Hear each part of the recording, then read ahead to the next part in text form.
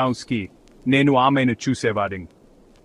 అదే బెంచ్, అదే పుస్తకం, అదే ఎర్రటి డ్రెస్ గాలికి రెపరెపలాడుతో.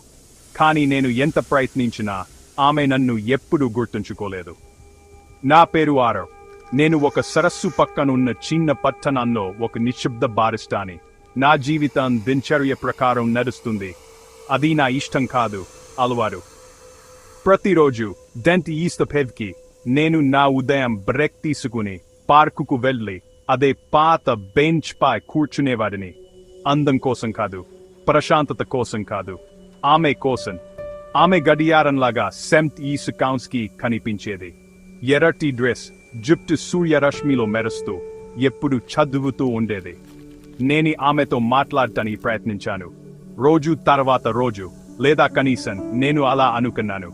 రోజు ప్రతిరోజు నేను ఆమెకు పెద్ద నవ్వుతో పలకరించేవారిని, ఈరోజు ఆమె గుర్తుంచుకుంటుందని ఆశిస్తూ. కాని ప్రతిసారి ఆమె పైకి చూసి మెల్లగా అడిగేది, నేను మిమ్మల్ని ఎక్కడన్నా చూశానా?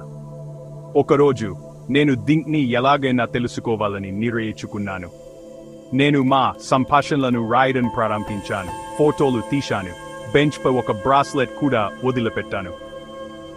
మరుసటి రోజు బెంచ్ శుభ్రంగా ఉంది. సమయం కరెక్ట్గా ఉంది. ఆమె సమాధానాలు ఎప్పుడూ మారలేదు. అప్పుడు ఏదో జరిగింది. ఒకరోజు ఉదయం ఆమె తన పుస్తకాన్ని పోగొట్టుకుంది. లోపల ఒక నోట్ ఉంది, నన్ను రక్షించడానికి ప్రయత్నించడం ఆపు. నాకు మిగిలింది ఇదే. నేను ఆమెను వెంబడించాను. ఆమె ఒక పాత పుస్తక దుకాణానికి నడిచింది. అది చాలా కాలం క్రితం మూసివేయబడింది, ఒక స్ఫరిలమైన భవనంలో. ఆమె లోపలికి వెళ్లడం చూశాను. నేను తలుపు తెరిచినప్పుడు దుమ్ము, నిశ్శబ్దం మాత్రమే ఉన్నాయి. ఆమె వెళ్ళిపోయింది.